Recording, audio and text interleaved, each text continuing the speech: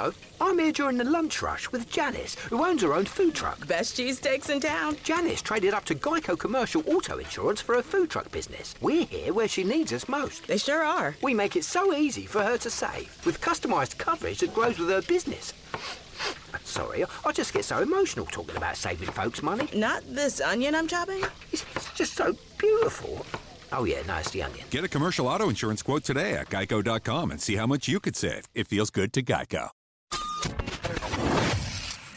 Yay Networks. We're going to habit stack no matter what we do. A lot of times we're not aware of the habits that we attach to our stressful response. And a lot of those bad habits are the way we eat, the way we drink. What we need to realize is that we can stack good habits. It will take work. It will take intention, but we can overwrite those bad habits with better ones, and that will help the stress response. We can actually retrain our response to stress. A quick note before we dive into today's podcast. If you like what you hear, I would love for you to subscribe to Fueled Wellness and Nutrition, wherever you download your podcast. It would also be incredible if you take a minute to rate and review this podcast. Those things do matter, and they really help us. I'm Molly Kimball. Welcome to Fueled, a wellness and nutrition podcast. I'm a registered dietitian and nutrition journalist with a passion to help people live their strongest, healthiest life possible.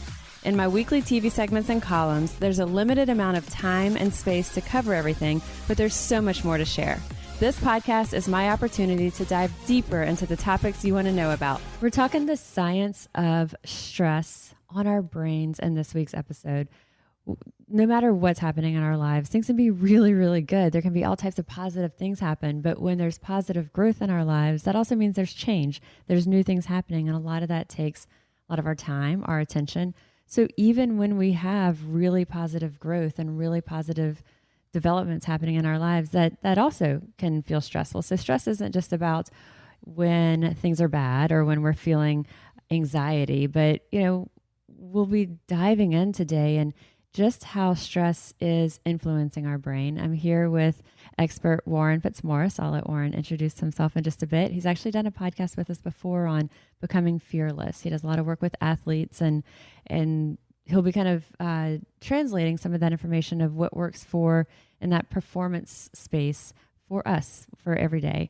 And we'll be talking about, how stress, the science of stress on our brains, but also hidden signs of stress. I think a lot of us are really aware when we feel stressed. I'm air quoting it because we can use all these other words for it, but we kind of know what we may think are kind of the obvious signs, but there's a lot of stuff that happens that we're not even tuned into. Then we'll be talking about strategies. A lot of these, are things that there's so much out there that's common strategies. We'll touch on that briefly, but we're going to get into a lot of maybe some other things beyond the typical things that you're hearing as solutions to help to manage that stress. So with that, welcome, Warren. Thanks for having me. So tell us, you have a really cool job. You have a very non-traditional job.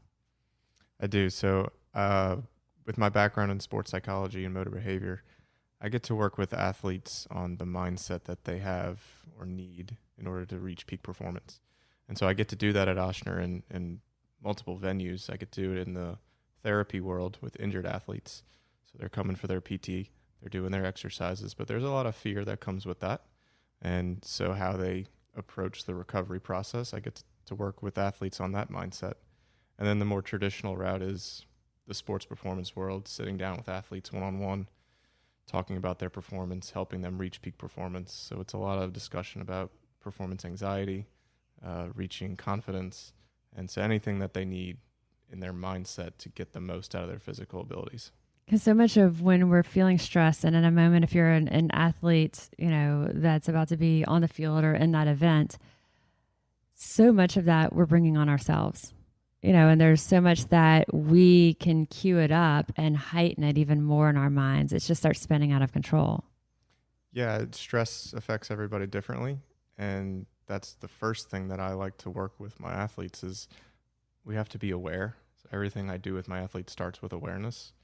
And we need to know our symptoms of stress. We need to know our symptoms of pressure. And once we have those understood, then we can start making changes on purpose instead of just hoping that they go away. I think that's a really good point, that stress affects all of us differently. And different, and I think many of us there's different levels that we respond to. And so what I've found in just years of working with clients is there's some clients that, wow, they have so much happening personally that so many of us would just cave if this were us. It would just be impossible for us to function. And it just rolls right off of them. And I've asked some of them, like, how do you have this tragedy, these tremendous things that have happened in your life, and you're still just like so positive, and you're asking me about me, you're like, not only are you highly functioning, you're thinking outside of yourself. And it's always, the answer is it's relative, And so there's other people who it seems like a very, very minor hiccup completely derails their day, their week, or anything else. And so I think that's very important to know. And I think understanding that helps us be more patient with people when we think, wow, I can't believe that they're so stressed about whatever this might be, Yeah, I think, and it also goes back to practice too.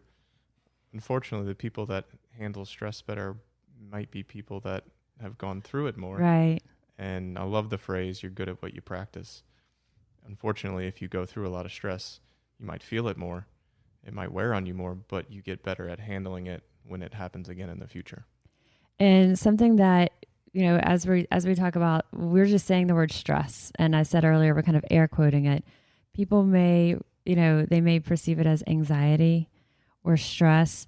Whenever we have like a constant influx of stressors on our mind or on our body, it's taking up our brain space. It's taking up that creative space.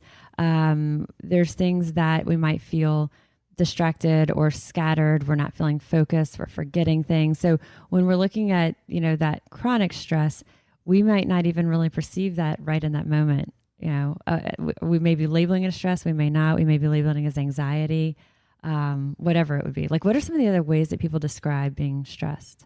Yeah, I mean, you nailed the big ones: stress, anxiety, nervousness, self-doubt, irritable. Like, I feel irritable or edgy. Yeah, and it doesn't have to be a feeling of like emotion. It could also be a physical representation, which I think we're going to dive into in a bit. It's going to look different for everybody. And I think that's the important part.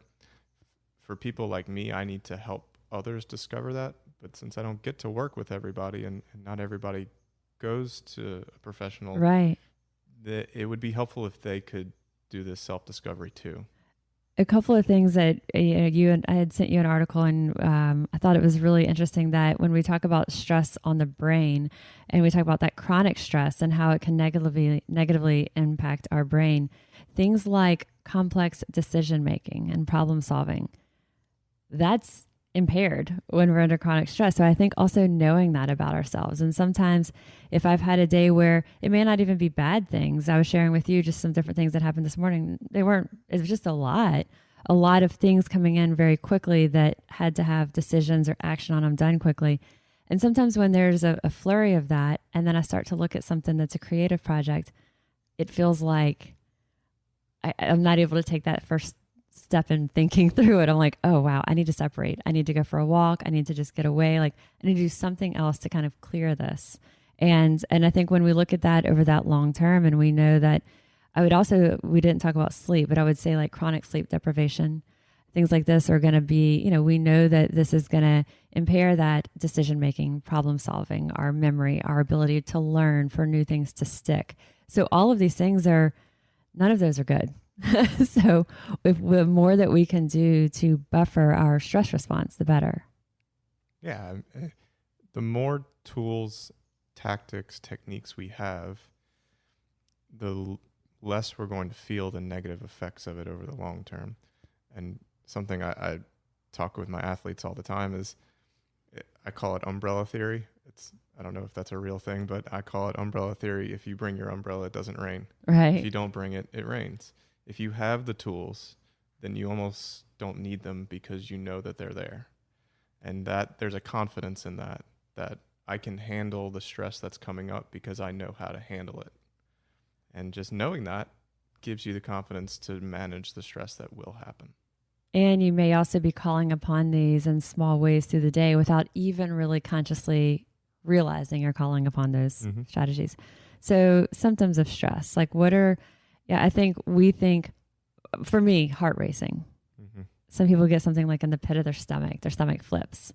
What are some of the other kind of like, if you have this, you're going through some level of stress, sweating? The common ones are sweaty palms, maybe sweaty elsewhere. Yeah. High heart rate, heavy or shallow breathing. I think the breathing thing is it just changes what your normal is to something else. Butterflies in the stomach. I've noticed eye movement. I see in a lot of my athletes when they talk about stressful moments, they have a problem focusing on eye-to-eye contact, and they're their looking eyes, all around. Yeah. A lot of fidgetiness. And some of these I'm guilty of. It's not like I'm the model Right. of no stress. And I've become aware of my symptoms of stress, which helps me manage it better. And for me, it'll be sometimes that stomach flip. Heart racing is definitely one.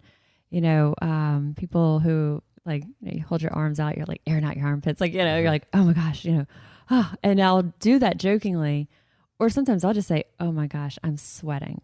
I had a conversation with someone last Friday night. It was a writer who we went to a show where he was doing a reading, and I really like this writer a lot. And he has a really cool personal backstory. And I was like, I had reached out to his publicist several months ago to say, could I interview him for a story in the paper and also this podcast? Because he has a story that I think is really inspiring for a lot of people of what he's overcome personally. And he's on tour and he's in a different city every day. And so the publicist said, sorry, he's busy. He's on tour. So we go to the show Friday night, and I bring I have a tower of his books. So I chose 2. And then I brought like a little pottery bowl that I had made and, wrapped. And I was sweating and my heart was racing. But I give a smile and he was like, wow. And he opened the bowl. He was like, this is cool. And I'd personalized them for him, but they weren't ready from the studio. So I say that. And so I started the conversation and I say, maybe I can send them to you through your publicist, who, by the way, I have her information and I got into it. So now I'm telling him about this outreach, and he's looking at me and I can tell he's listening, and I'm sharing why, and what the why is it's deep and it's personal with him.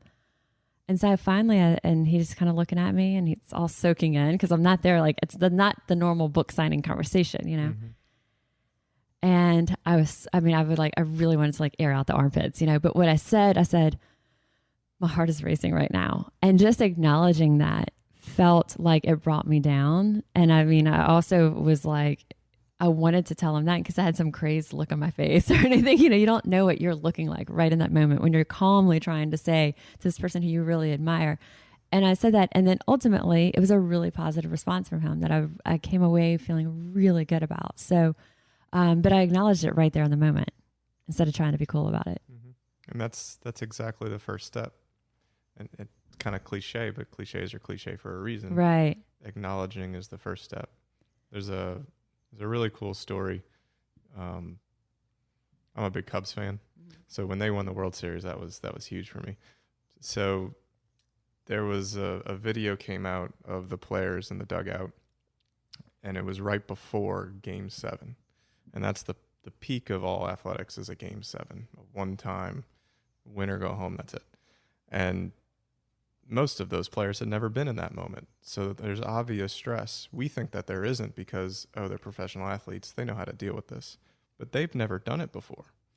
And there's a great video of one of their better players, Anthony Rizzo, turns to one of his teammates and just says, he quotes the anchor man, "I'm in a glass case of emotion right now." And you could see it on his face that he was nervous. And all of his teammate did was just put his arm around and go, "It's going to be fine. Yeah. We got this." Right. And I'm sure his teammate was feeling the same thing, and the other guys in the dugout were feeling the same thing. But it was the acknowledgement that as soon as I say it, I feel better because somebody heard me, and now I'm ready to move on to the steps about changing my stress or my anxiety. So I think for our listeners, realizing we don't have to hide everything.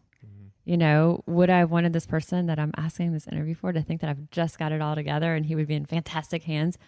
But just being real about it, when we talk about like stress, and we're going to talk about like more of the signs of stress, it's sort of that fight or flight a lot of times happens, depends on what it is. And that's why we're sweating, but our heart rate goes up, our blood pressure goes up, our pulse, our muscles tense up. Warren's going to talk about breathing in a bit. We breathe faster. We breathe more shallowly.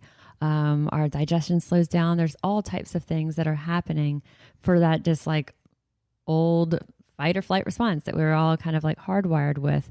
And so when we're thinking of what our stress responses are, it sort of comes back to that. Some of the things that you may not realize are related to stress is, headaches, muscle tension. You may just think, oh, my back is tight or I've got a headache. But of course, stress, things like people who grind their teeth at night. That's on my list. Really? That's one of mine that I'm aware of. Really? And it's unusual. You feel it in your jaw. So that's how I become aware of it. When you wake up, like the next morning or as it's happening? It's more in the moment is when I realize that my teeth are clenched, and that's one of my signs of stress.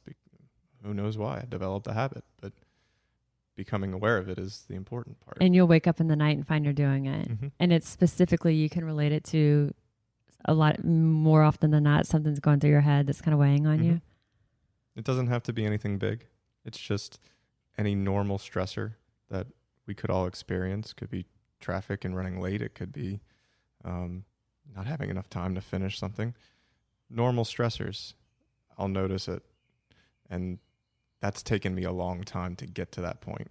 So it'll happen in the moment, like while you're awake. Do you also do it at night while you sleep? Yeah, I think that's probably where the habit came from. Yeah. And I don't think I'm stressed while I'm sleeping. I certainly hope But you're not. processing. Exactly. Yeah, I think that's another thing is the lack of sleep can really worsen stress because while we're sleeping, our brain is organizing all these random fragments of the day, making sense of all the things that kind of happened. We don't even realize how much we're processing through the day that happens while we sleep. And so something like grinding teeth at night, we may think, well, that's strange because I'm sleeping, but our brains are still are filled with all these exposures we had from that day. What are some of the other things that you have that are your reactions? I pick my nails. That's one of my stressors. I think it's more of a fidgety thing. I just have to have something to do with my hands. Are you picking your nails or your cuticles or like all? I think just the nail. Yeah. Brad kind of picks around. He's not a nail biter and he's not peeling his nails, the nail itself. He kind of picks at that cuticle and you can tell, and he's looking off into space, touching his, and like not even sometimes picking at it, but just like that, fidgeting of that. And I can tell like he's somewhere else. Mm-hmm. Yeah. Becoming aware of these things. And it's not like I'm trying to get rid of it. Maybe I should, but it's more about noticing that it's happening in the moment. That's what I'm trying to get better at. I'm not trying to get rid of it. Yes. I'm trying to get better at recognizing it. What are some others? For me, it's that feeling of hotness, like all over the body, kind of just like a flush. Yeah. And there's nothing I can do about that. I can't prevent that from happening. But as soon as I feel it, it's like, okay, this is something that is stressing me out or making me anxious. Now let's figure out how to move on. Any others that are sort of your signature stressor signs? Any others you have? Sometimes I cross my legs, like right now, out of comfort I will. But I'll notice that when I'm sitting at my desk and I've got, too many things scheduled in the day, that I'll put a lot of pressure through my legs and I'm like, oh, hang on. Yeah. I can release this. I think those are the big ones. And so having that self-awareness so that when this is happening, some of the techniques we'll be talking about in a bit, you can really just kind of very almost effortlessly, like you said, when you have this toolkit of things that we can start to put that into practice. I hadn't even thought of some of mine that are a little bit different until you said some of yours. One of mine is I'll have my hand like in a fist, like it'll kind of be like tied up, or my hands will just almost like as if I'm like massaging bread, but there's no bread there.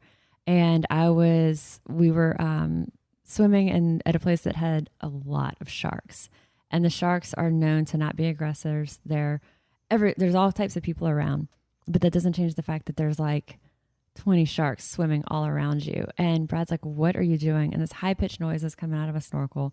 My hands are like I'm kneading bread, but there's no bread. It was just the strangest reaction. And the other day I was at the doctor's office and there were several different shots and injections that were happening. And I was like, found myself doing that same thing. And then I'm laughing that I'm doing this. And I say to the physician, the shark story.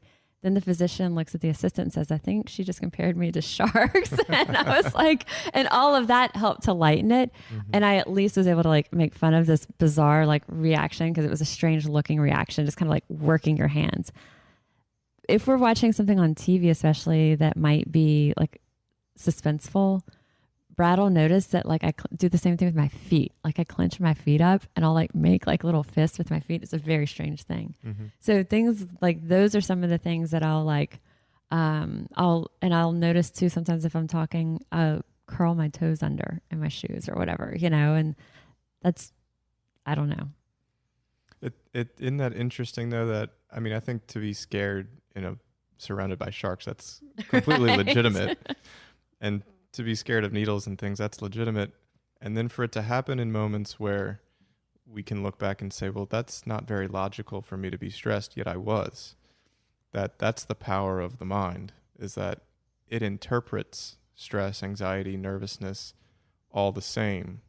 And it makes the body react the same, no matter what the actual situation is. Right. And I think what we can take away from that is we can't control stress response. So that shouldn't be our goal. The goal is to manage it once we realize it. Right. That's more doable. That's more realistic. And we won't be frustrated that we can't control our stress response, because we can actually manage those things. So if you're listening, you're like, okay, I do some of those things too. Or some other things, I think being short with people, if you're short, negative self-talk can be others that are really common for people. Stomach issues, GI issues. I mean, there's so much that people come to us for IBS, irritable bowel, and food may have, often helps to a large degree, but stress is a huge contributor there. Sleep issues. For me, I don't usually have I don't have trouble typically falling asleep or staying asleep. Every once in a while, I may wake up and things are going through my mind, but I've really come a long way on that. And what I try to do is I have paper by my bed and I write down like what is in my head so I don't keep it swirling. And I can't remember if you and I talked about this, but sleeping with the phone in the other room so you don't have those distractions is tremendous for sleep. But there's a lot of things that, as you're listening to Warren, like, Warren with the teeth grinding, or realizing like a tension in his legs, or me with this funny little fist thing, or making fists out of my feet, or I think both of us have that shallow breathing. I definitely find that. And so thinking through, as you're hearing us talk about our little idiosyncrasies, mine is also sweating. Oh gosh. Even right now, I'm not nervous with us doing it, but I'm like, I'm alert. Like I'm on like top focus on it. And like, okay, you get a little sweaty, like you're a little clammy. I've had people sit here and do podcasts and they are just like drenched by the end of it, sweating bullets, so that's another, so just realizing, okay, what is it? What's mine? What's my thing? So thinking through that. Yeah, I think it'd be great for people to spend time on paying attention to their symptoms of stress, symptoms of pressure. And then we can start making changes. Once you're aware of them, they don't seem as scary. Right. When we don't know what they are, it's like this looming dark cloud that we don't understand. But once we understand them and know what they are, we strip them of their power and we say, okay, I see you. And now I'm going to move on. What do you think about trying to make light of it, or trying to, now there's times that stressors are huge and it's a tragedy, it's a trauma, and it's not something to make light of. But other things, I would say probably for most of us, the vast majority of things that are stressors in our day are mild stressors that are not large traumas or tragedies. I don't know. For me, my approach a lot of times is to try to see the funny side of it and turn it into something entertaining later. Yeah, I think there's plenty of those opportunities, and obviously the big ones are going to be well known. But the day-to-day ones that we look at and they're like, okay, they're not that logical for me to be stressed over. Yeah, if we can try to laugh them off, and I think the best way to do that is to talk it out with somebody else. Because we're really good at telling other people that it's fine we're terrible at telling ourselves Right. that it's fine. So if we have that support, that person is likely going to turn it around and say, it's going to be fine. You can handle this. But if we try to do it ourselves, we're not that good at it. So let's get other people involved. I'm going to share a story, and then I want us to talk more about other strategies. But this is a story that happened last Thursday.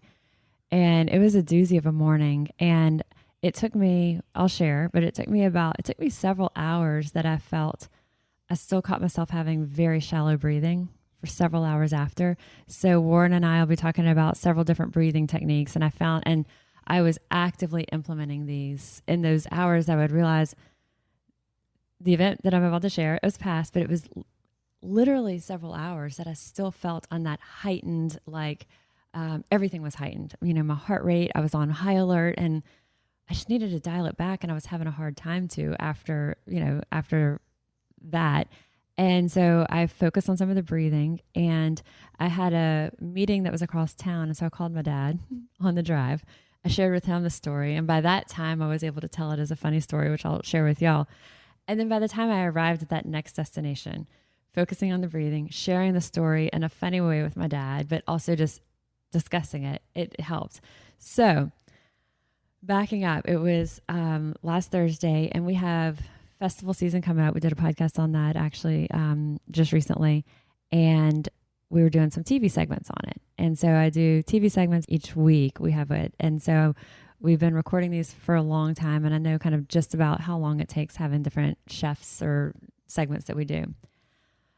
So I had a meeting that was from 8:30 to 12 that was part of a leadership development course that we have, which is an amazing leadership development course. And it's a whole long series of this. Well, the orientation for this leadership development course had changed dates, and it had been the week prior when I'd already had a vacation planned. So I missed that orientation, and I felt bad about missing that. And I had caught up on it. I made sure, I was responsible about it, but I still felt bad that I had missed it. And so kind of tucking that away. So this leadership development course starts at 8:30, and it's till 12. And I had 2 different TV segments that we were doing about Ochsner Eat Fit at festivals, French Quarter Fest, Jazz Fest. And I had 2 chefs coming. So I had one arrive at 6:45. First segment's taping at 7. The second one to arrive at 7, so we could tape right after that. So I'll be done at 7:30, 7:45. Ample time to get over there for the 8:30 start. Already knowing that it wasn't so great that I had to miss the orientation. Again, did it responsibly, but still, you feel bad about that. So first chef gets there early. We do the segment. 7 comes and goes. The second chef texts around 7 o'clock, I'm 11 minutes away. All right, great. We still got ample time. 7:20, 7:30, 7:40, 7:50. The chef is still not there. I'm calling him. I'm texting him. I can't get in touch with him. And the segment was to air the next week because French Quarter Fest right then. And we want to do the most that we can to be good partners back. They've got the Ochsner Eat Fit seal on the board and all this stuff. So finally, I'm like, what do I do? And I'm like, I'm really feeling stressed right then because I know that I have a limited window to get to this.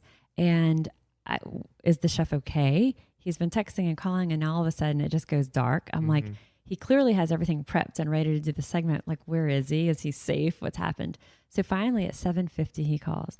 He had gone to the entirely wrong station. Then when he got to where we are, he went to the wrong building in that little area. Then as he was bringing all his stuff into that building, thinking he was in the right spot, he drops an entire bottle of sesame oil. It breaks. It's in the lobby. So now he's cleaning up. You can imagine what a bottle of oil looks like. And so I was like, so now he's on his way. I was like, look, just come in. Like, don't even go into the garage. Like, leave your car outside. Hazards on. Had an intern with me. She and I run down the elevator. And as we were running down the elevator, there was a girl who was hearing us talking. And, I might have said crap, but it may not have been that. It may have been something else. And she said, oh, let's watch your language. And I thought, who is this person? I've never seen her before, And then the intern and I are running out of the elevator or running into the elevator to go downstairs. Well, there's this person again who I've never seen before at the station.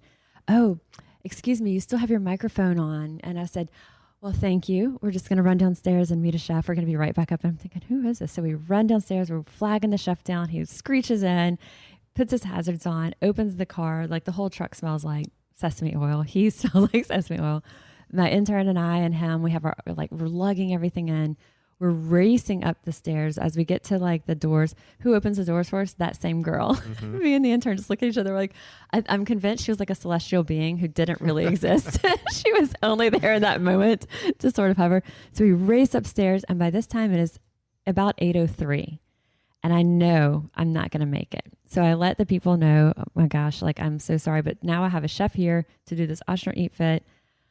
Like, the station is set up. I mean, like, I would have been, it was a hard decision. Do I leave and go there for this 8:30, but I have the chef ready to do this demo for us and the station all set up? Do you just walk out and say, sorry, I can't because I have to be here? It was a really did not feel good in that moment. And I was like, look, let's just do this. Let's do it as fast as we can.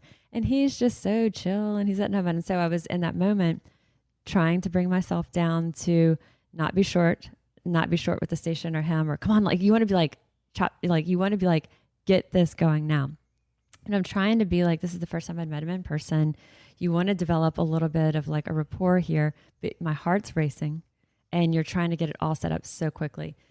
So we finally get it set up, talk through it, do the segment. I leave the intern with, okay, let's get these photos, these videos, these things for him. And I've got to run. And by this time it's already 8:30. And then I realized I don't have the parking pass. Somewhere in all of this and running up and down, it had fallen out of my pocket. Mm-hmm. The floor director's like, we don't have the extra there. And so someone else that works in the space, that works in the building, said, go ahead and go, because we can call the the parking garage and let them know that you'll be coming. I said, oh my God, that'd be so great. Like, I have a gray Jeep Wrangler. Okay. So a person who just works with the building said, I'll call down and do that. I'm like, okay. So I'm running, getting the elevator, running my car. I'm pulling out. I'm like, finally. And I've been texting the people the whole time. I'm on my way. Like, can I call in? And you're trying to be responsible about this. And I get to the gate of the garage and I push the intercom button. Hi, I'm Molly. I was just upstairs. They said they were going to call down. I lost my ticket. Yeah, I'm sorry. The person who called down just had an attitude with me, and I can't let you leave. Oh, no. That's what I said. I just, I can't. Policy is you lose your ticket, you park your car, you come up to the 7th floor, and you pay $20. And I'm like, oh my gosh, there's a beef going on here between these two people, and I'm kind of caught in the middle. And what I wanted to say is like, oh my God, how am I, like, and have who knows what come out of my mouth, but are you kidding me? Mm-hmm. Like, you've got to be kidding me. I can't even believe you're doing this, is what I wanted to say. I took a breath and I stopped. And then what I also wanted to say was, sir, I'm sorry that y'all are having this issue, but I wanted to say I'm a really nice person. And so what I said, though, what came out was, sir, I'm sorry if she was rude to you, but I'm a nutritionist. Like, that's what comes out. Did it work? Not in the moment. And so then I was like, and I don't know what I thought. Like, I was trying to communicate, I help people. I don't know what I was like. I was trying to like communicate that. And, I've done, on and on. And I was like, I had tried to explain that I have this, meeting with our leadership, and it's very important, and I'm already behind because of this, what we were doing upstairs just now. So, and he kept going back to the policy is on the ticket. And I tried to just stay patient. I was taking deep breaths. I was trying to kind of disconnect from that, like, oh my gosh. So, I can pay this, but is there any way I can do my credit card with you right now, so I don't have to go up to the 7th floor? Like, now I'll pay the $20. Just please let me out of here. I'll have to call a manager. And next thing you know, manager walks out. Nice enough, swipes, lets it go. That, though, that morning was a lot, and it was feeling the pressure of a decision that was, neither of those were good options that I had, like, right in that moment. To leave a chef who had prepared at 6 a.m. to get somewhere, it was a really, like, it didn't feel good. And then in that moment, oh my gosh, but it took several hours, because it was on that adrenaline surge was so high for probably 2.5 hours. It took 3 hours for that to come down. Mm-hmm. And so I can only imagine when we have something that's light, that's not critical. So what happens with our bodies when we're having that constant challenge of that stress? Because and through that session, as I was in that leadership training, I was doing the deep breathing and trying to like, this is fine. I'm here. It's all good. And then trying to bring it down, you know? And like you said, the long-term effects. Right. If that happens, if Over those and kind over. of things happen Right. over and over and we don't manage it well, Right. like eventually you got to a point where you probably managed it pretty well. But what if we don't? And what does that look like to not only just our bodies, relationships, and everything else that goes into it? What does that do to everything else? You're right about the relationships, because in that moment, it was a big challenge to not be short. And it was because I needed to get out. You know, had maybe I not needed that, maybe I would have had a different reaction. But it was like, okay, how can I negotiate this as best possible? And so, but you're right, like damaging in the way that we're going to communicate with people, and how we're going to be patient with people, and my heart rate, my blood pressure, all of those things when we look at that happening on a regular basis. And with that though, like I said, I sat in there and I could feel shallow breathing. And I could tell, wow, I don't even feel like I am breathing. And I realized it's so shallow. And so I started that breathing, the breathing techniques. Walk us through, because you said that you can kind of walk our listeners through what it feels like to have shallow breathing. Because when you think about breathing for healing, you say first it helps to know what the reverse feels like. Yeah, so a lot of times when I want people to know what relaxed breathing is, or for my athletes, I don't need them to be relaxed. I need them to still be alert. But the type of breathing that we do to get them back to the present, in order to know that that has a benefit, we have to understand what it's like to do the wrong kind of breathing, or stress breathing. So stress breathing for most people is in the chest. It stays up high. It doesn't make its way down to the stomach. And it's quicker. And, you know, think about when your body's under purposeful stress, when you work out, when you exercise. It's chest breathing, because that's just what the body needs to do. That's physical stress, but mental and emotional stress responds similarly. It's just that we don't want that to happen. We want exercise stress to happen, so we breathe that way. We don't want emotional stress to happen. So that stress looks like chest breathing, short, quick, and you're not getting enough air and you're not getting enough oxygen to all the places that you need it. And so I just ask people to do that, and I demonstrate. It's kind of hard to do that over a microphone, but Yeah. I think people at home can kind of get the idea that it stays in your chest, it's quicker. And after you do this, if you're listening and you're doing this, I bet you don't feel very good right after. I think it's almost, when you're doing it, I feel like it's through my nose Mm-hmm. that I'm breathing more, maybe a little bit through my mouth, but it's so shallow, it doesn't even feel like it's going into my chest. Mm-hmm. You know, there's hardly, like, there's not a big rise and fall. It's very, like, I think shallow is the best way to describe it. It's a very short inhale, short exhale. Incomplete. Yes, yes.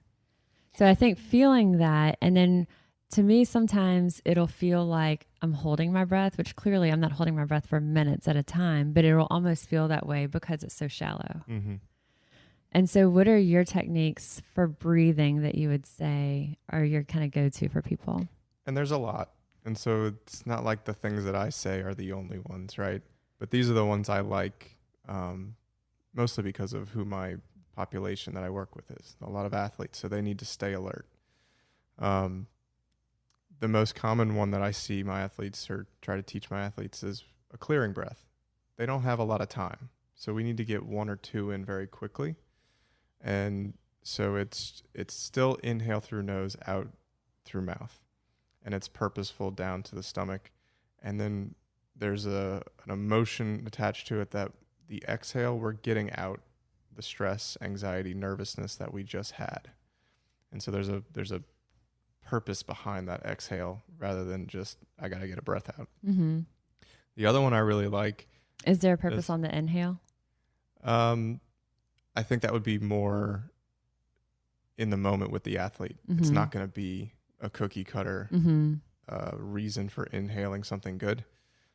It's going to be what we talk about in that moment. Mm-hmm. What do we want to bring in? But thinking that through, and at the very least, if you are in that moment of panic or stress or whatever, taking that deep breath in and then focusing on releasing whatever that negative is that you're feeling. Like for me in that moment, it was actually, I mean, panic seems like a strong word, but it was like small because I felt like I was in a situation that I had no control over. And I felt like I was letting people down, and either decision was going to let people down. And that was sort of that feeling. So taking that deep breath in and trying to release that feeling of no control. Mm-hmm. That's when stress pops up for most people, is when we're trying to control something that we can't. Right. That's when it pops up the most. Right.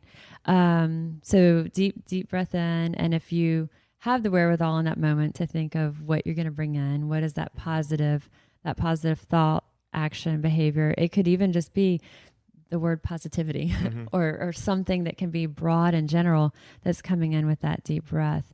Sometimes people will have, I know, like different, almost like keywords that really resonate with them. Like it might be peace, or it might be boundaries, or it could be whatever word they've chosen. I hear people say that they may choose a word of the year. That's sort of their thing.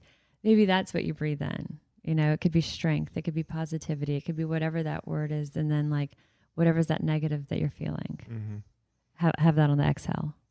Yeah. And I think that's when I get really specific with my athletes. Okay. I've got a really cool one recently with a tennis player that we've figured out that when she plays her best, she feels like she's playing inside of a bubble.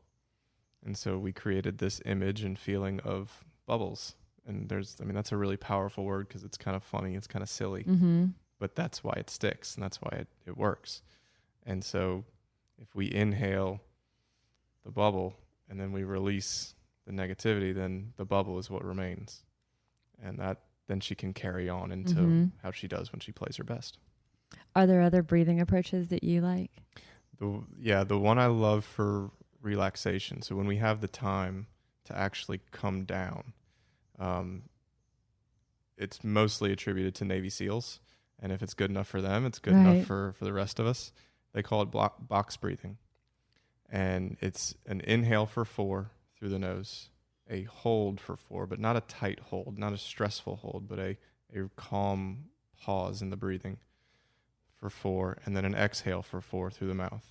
And it's got to be done through the mouth, because if we try to do that through the nose, it's not controlled. Okay. So it's in through the nose for 4, hold for 4, exhale for 4, and then the box is repeating it over and over. So if you're at home listening, this can be done anywhere, anytime. It actually takes me longer to explain it than it does for people to do it.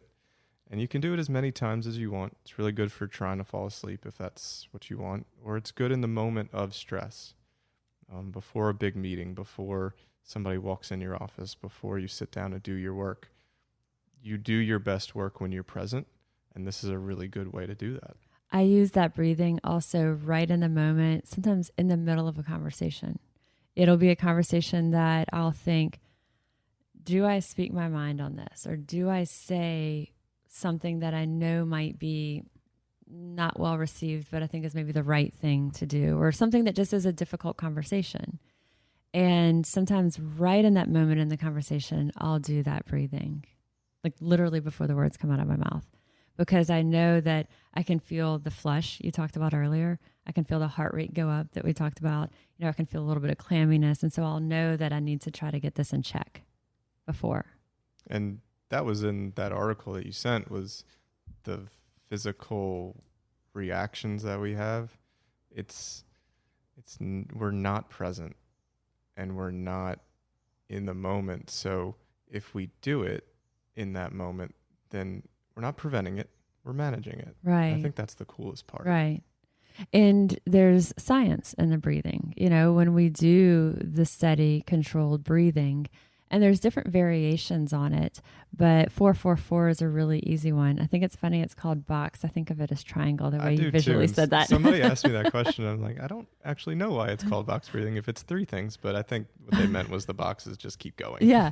I was waiting for the 4th to be like, you just wait. Yeah. But the 4-4-4 is easy to remember, but that slow controlled breathing, all those things we talked about earlier about that stress response with, you know, the stress is triggering our adrenals to, you know, flood our bodies with cortisol, with adrenaline, our heart rate goes up, our pulse, our blood pressure, our muscles tense. better oxygenating our body is going to bring down almost all of those. And so when we talk about the stress response, breathing is helping on the physiological. It's helping to manage these things that we're experiencing physically. It also helps to control our thoughts for that little split bit before. So right in that moment with the guy on the other side of the intercom in the parking garage, I wasn't thinking 478, but I did say, or I do 478 or 444 there's different variations of it. I wasn't thinking of that in that moment. I didn't take that long of it, but I remember took like a pause, a deep breath before I responded to him. And because I had to focus my thoughts, because right at that moment, it was like, I couldn't even believe what I was hearing, And so again, that's a small and a little bit humorous kind of an anecdote on it. But when we're having these small or large things that are bringing this response on, what are some of the other, for me, the breathing is really great in that moment and gives us that control of our thoughts. And like we just said, it helps with all the things about blood pressure, pulse rate, and all this.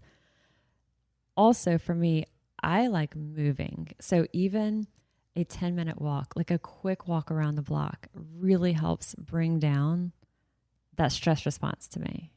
And just being right now, as Warren and I are doing it, we have the door open. You can hear birds outside. You can just hear the outside sounds. For me, that's very calming. Yeah, nature is a big one. I'm a big believer in the Stoic philosophy, and we could probably do a whole podcast just on that. But they are big on going into nature and using that as its own meditation. And whenever I talk about stress, a lot of times people are asking me to talk about mindfulness. And mindfulness is not just meditation.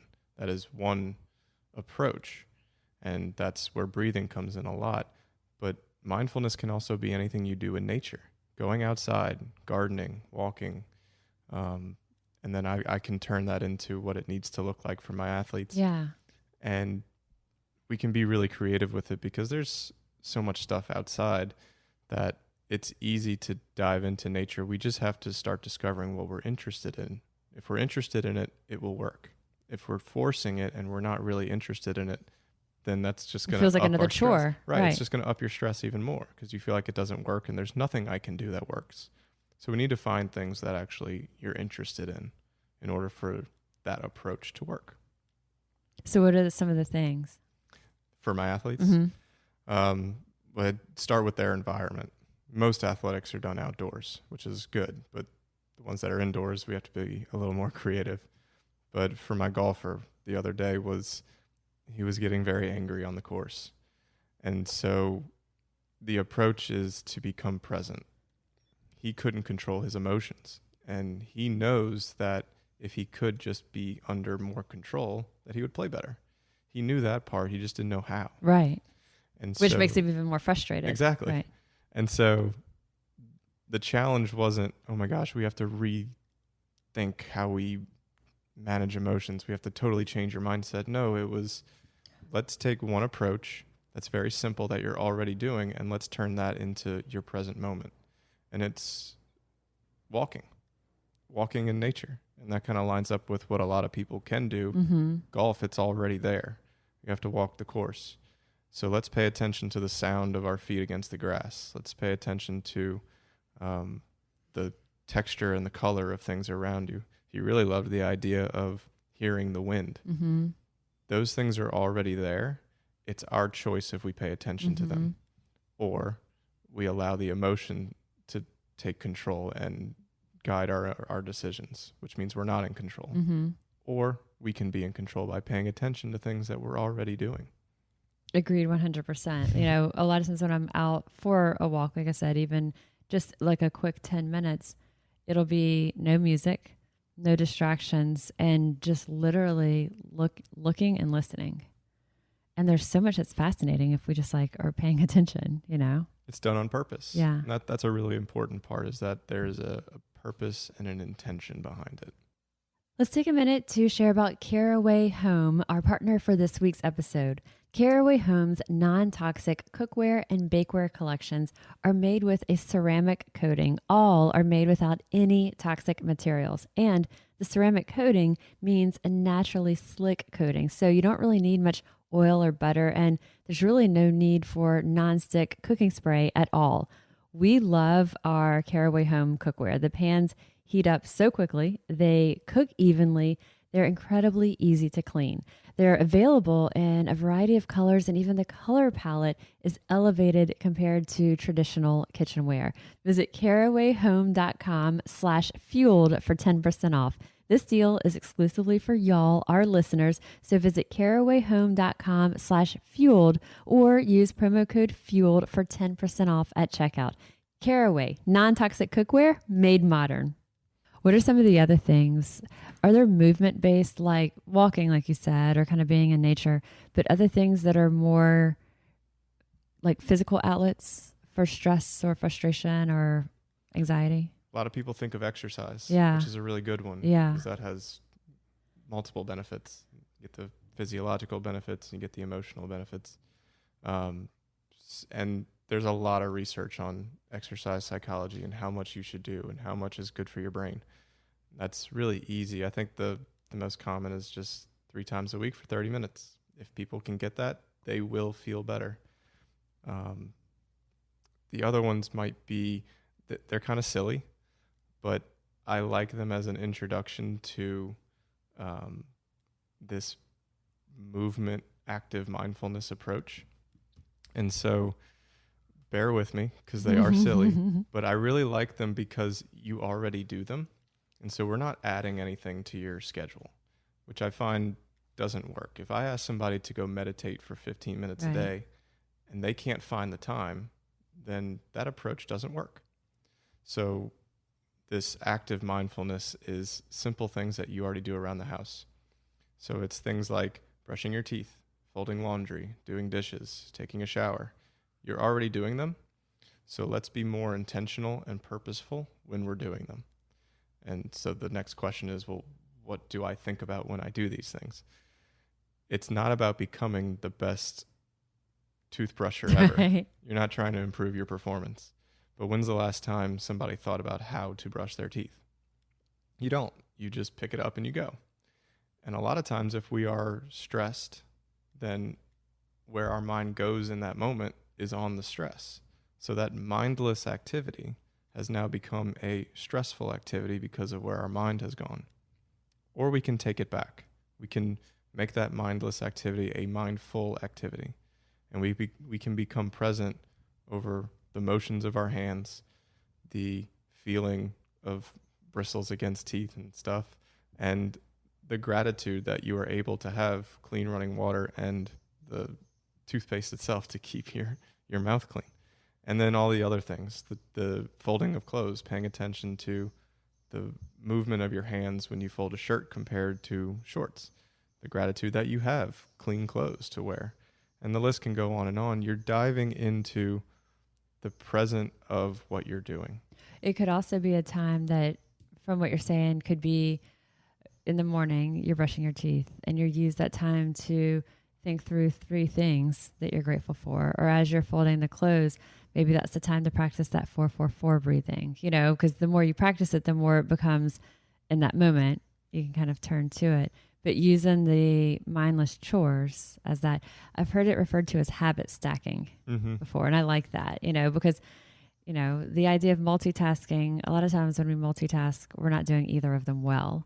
But habit stacking, that you're going to take something that's mundane that really requires no effort, and then putting something that in a positive in our mind.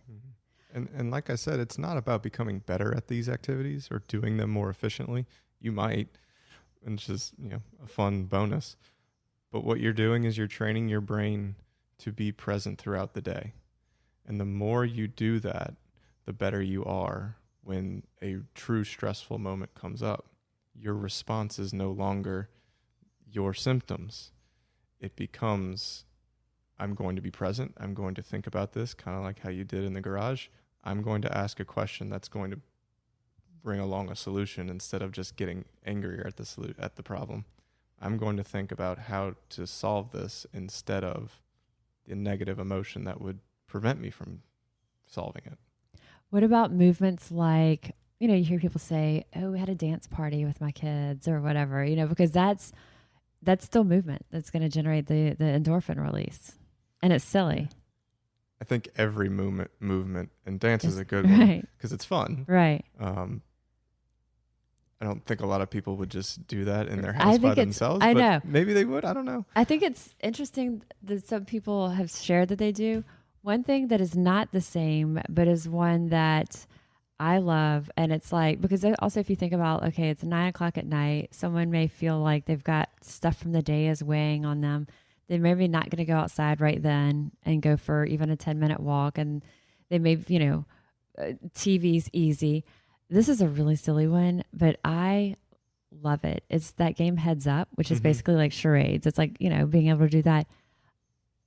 Very rarely have I ever played it that I don't end up like in hysterics laughing, Right. You know? And it can literally be 2 rounds of it. You can be done with it in 5 minutes, but it's fun, you know, or whatever that might be. That's something else that completely gets your mind off of whatever's weighing on you. Games are engaging. Yeah.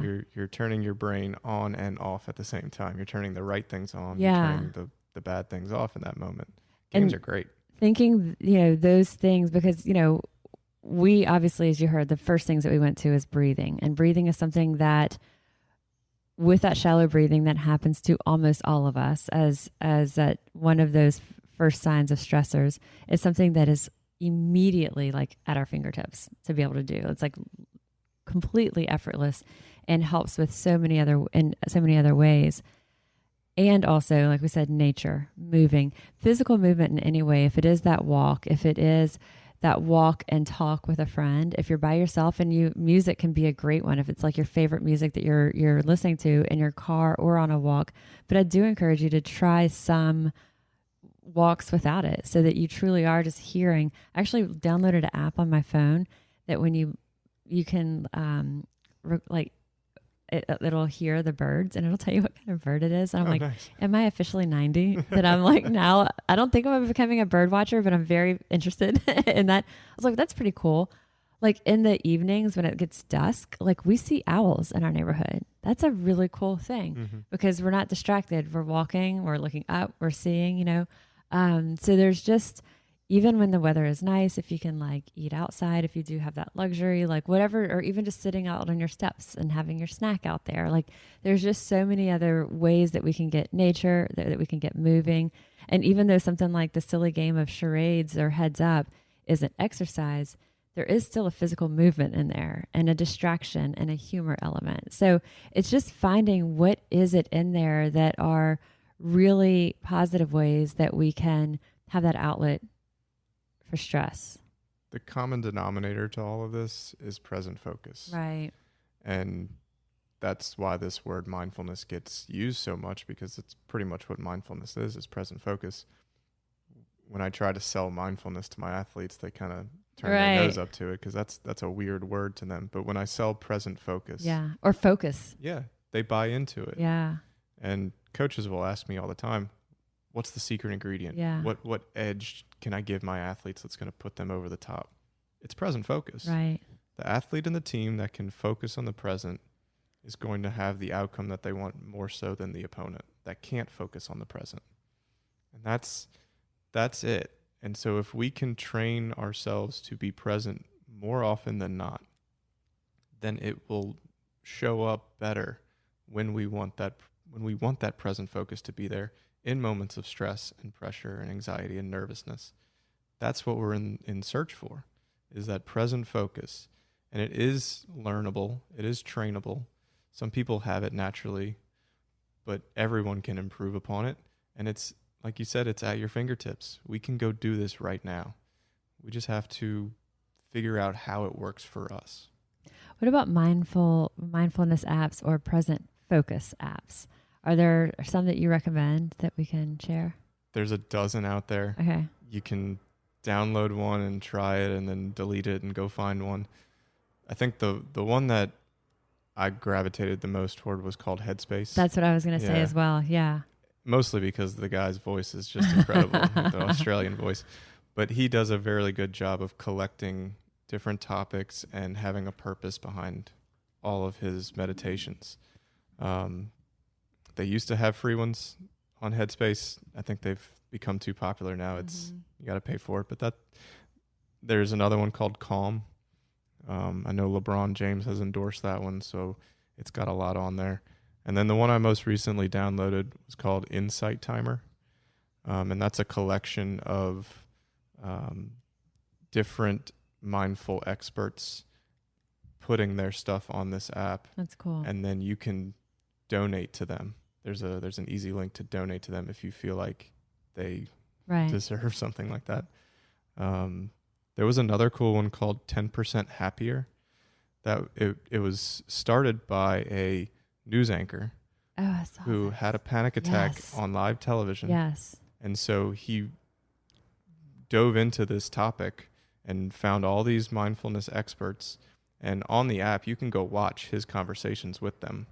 And it's almost like they're teaching you, which I thought was fantastic. That's cool. Yeah, I didn't realize he had the app, but I've seen his project, 10% Happier. I'm familiar with the kind of backstory on, the panic attack on national TV. And he's really turned it into a positive to also open that conversation about anxiety. And something we haven't spent a lot of time talking about is, these behaviors that Warren and I are talking about to help to manage, to buffer when we do have these feelings of stress, frustration, anxiety, however we might label it. The alternative to not doing these often is numbing out. And it's numbing out with food, with TV, with electronics, with alcohol, with substance abuse of any type. And so that was also a lot of what was behind that panic attack on national TV. And when we're not doing these things that are in that moment, recognizing these are the stressors, here's how I'm responding to it, what can I do better?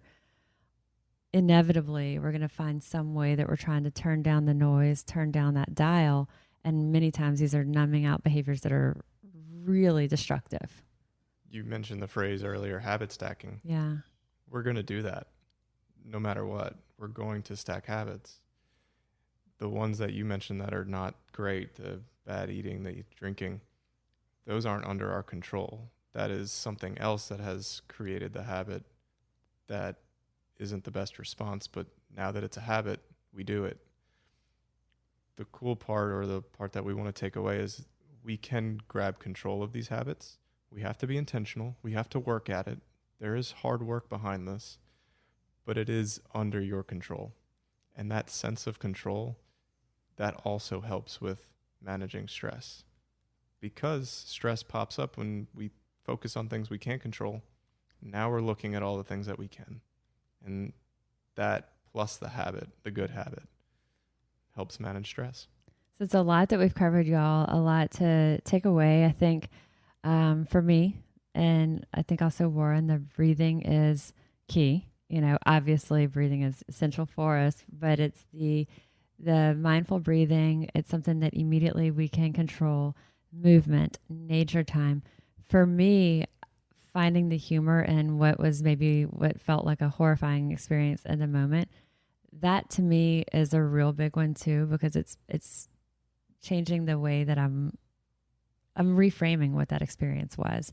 And then instead of woe is me, I had such a stressful morning, is you're not going to believe what happened. And then when you get to the parking attendant, it's like, no way. And then you tell them I'm a nutritionist, like this is going to matter. And then it changes the story of what that day was, from a stressful day to a funny thing. And, so for me, that's just, I guess maybe, it's a way that I try to shift it so I don't have that, that storyline for me that something was stressful, and instead we're shifting it into a different way. Lots for us to cover. I know that we'll probably have you back on for things in the future. That'd be great. I'll link to the apps that we talked about. I'll also link to Warren and I's the first podcast that we did that was actually right as COVID was happening. That was when we thought we were going to be a few weeks into this, and then that would be it. Yeah, So we did that over the phone. This one's in person. This has been great. it's nice. I love it so much better. So awesome. Thank you so much. Thanks, Molly.